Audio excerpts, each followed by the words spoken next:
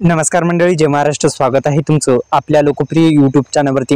मित्रांनो, आपल्या लोकप्रिय यूट्यूब चॅनलला सबस्क्राईब केलं नसेल तर सुरुवाती सबस्क्राईब करा, बेल आयकॉनला ऑल प्रेस करायला विसरू नका.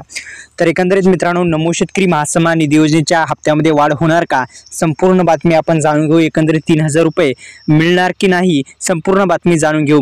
तर पीएम किसान या केंद्र सरकारच्या धर्तीवर शेतकऱ्यांना वार्षिक 6000 रुपये देण्याची योजना महायुती सरकारने केली होती. तत्कालीन मुख्यमंत्री एकनाथ शिंदे सरकारच्या काळातील ही योजना अद्यापही सुरू आहे. या योजनेतील आणखी 3000 रुपये वाढवून देण्याचं आश्वासन भाजपासह महायुती सरकारचं होतं.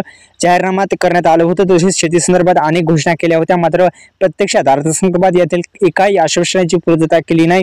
एका रुपयातील पीक विम्याचा ढोल बजावून झाल्यानंतर आता पुन्हा नव्याने जी जुनी योजना लागू करण्याचा निर्णय घेतलेला आहे. तसेच 1 रुपयाच्या पीक विम्यापोटी कंपन्यांना द्यावा लागणारा अतिरिक्त हप्ता भांडवली गुंतवणुकीसाठी वळवण्याची उपरती सरकारला आता झालेली आहे. गेल्या 2 वर्षात पीक विमा कंपन्यांसह 6000 कोटी रुपये अतिरिक्त द्यावे लागणार आहेत.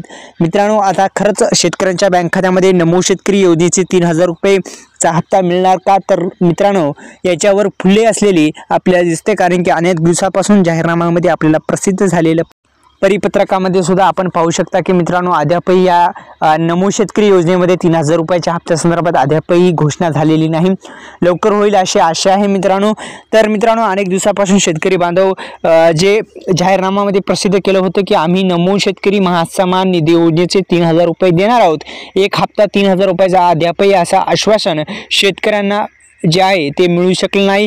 असे बरेच काही निर्णय या महायुती सरकारनं घेतले होते आणि ह्या महायुती सरकारनं अद्यापही पूर्ण केलेले नाहीत. तर मित्रांनो, आपल्या लोकप्रिय यूट्यूब चॅनलला सबस्क्राईब करा, बेल आयकॉनला ऑल प्रेस करा. धन्यवाद. जय शिवराय.